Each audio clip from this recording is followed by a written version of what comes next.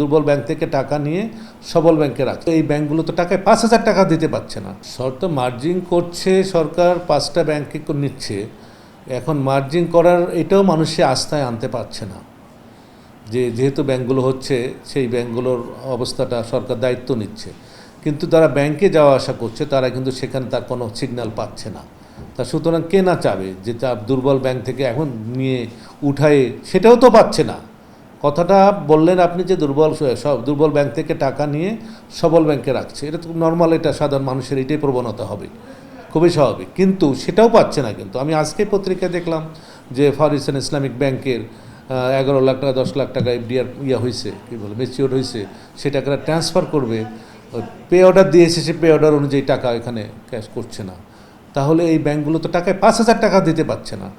সুতরাং এই যে এইরকম আস্থাহীনতায় জনগণের মধ্যে, যেটা আমানতকারীদের মধ্যে যে আস্থাহীনতা, আতঙ্ক বলবো আমি, আতঙ্ক কাজ করছে, সেই কারণেই কিন্তু দুর্বল ব্যাংক থেকে নিয়ে সবল ব্যাংকে রাখছে। এবং সেটাও যে পুরোপুরি থেকে যেটা চলে যাচ্ছে, ওটা যেটা হচ্ছে, এই দুটোর মধ্যেও গ্যাপ আছে কিন্তু। ঠিক আছে, আমানতকারীরা কিন্তু খুঁজবে নিরাপদ কোথায়। সুতরাং যা করেছে আগে, এখন সেই ভুল আর করতে চাচ্ছে না। এখন এই দ্রুত এই 5টা ব্যাংক যদি মার্জার করে, সরকার ডিসিশন নিয়েছে, এটাও একটা ব্যাপার আছে যে এইটা এই সময়ের মধ্যে এটা করাটা ঠিক হবে কি না। স্টেক হোল্ডারদের সঙ্গে বসে তাদের তো কনসেনসাসে আসতে পারেনি, কিন্তু তাদের যে এনপিএল, সেই এনপিএল তো একেবারে 90-এর উপরে, 90% উপরে, শুধুমাত্র এক্সিম ব্যাংকে অ্যারাউন্ড 50। সুতরাং এই ব্যাংকগুলো যে দুর্বল, তার তো একেবারে ক্ষত উঠে আসছে, এবং এটা জনগণ জানছে।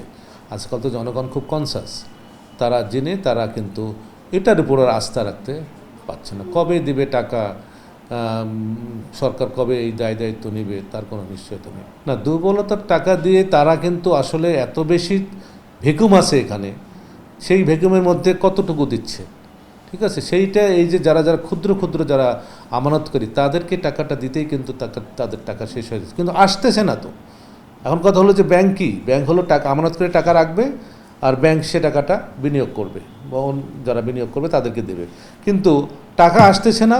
এদিকে যারা আগে ছিল তারা মানে টাকা পাচ্ছে না আমানতকারীরা। এই সমস্যাটাই এখনও কিন্তু তারা সামলাতে পারেনি। সে কারণে টাকা দিলেও লিকুইডিটির পরিমাণ তো কম, সে কারণে কিন্তু ব্যাংকগুলো লিকুইডিটি আর জমা দিচ্ছে না তো কেউ।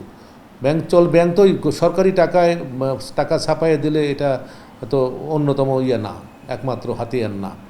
আমানতকারীকে ব্যাংকে যেতে হবে, টাকা দিতে হবে। না, আমার দেখা মতে ব্যাংক খাতের সংস্কার কিছু হয়েছে, যে এখন আর নতুন করে মানে ঋণ হচ্ছে না, খেলাফি হচ্ছে না, এই একটা জিনিস আছে। আর মানুষ এখন খুব সতর্কতার সঙ্গে হ্যান্ডেল করছে। এই হলো, সেটা কি সংস্কারের কারণে, নাকি মানুষ নিজের থেকে এই সংস্কার মানে এই প্রবণতায় চলে আসছে, এটাও কিন্তু বলা যাবে না। এটা গবেষণা ছাড়া আমি মনে করি যে সংস্কারের ফলে হয়েছে। শেয়ার মার্কেটের অবস্থা কী, ইন্স্যুরেন্স কোম্পানিগুলোর অবস্থা কী, তাহলে তো এগুলো তো সংস্কার হচ্ছে।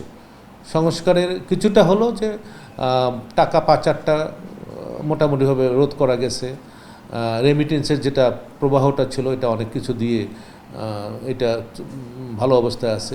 এছাড়া তো আর কোনো আমি দেখি না।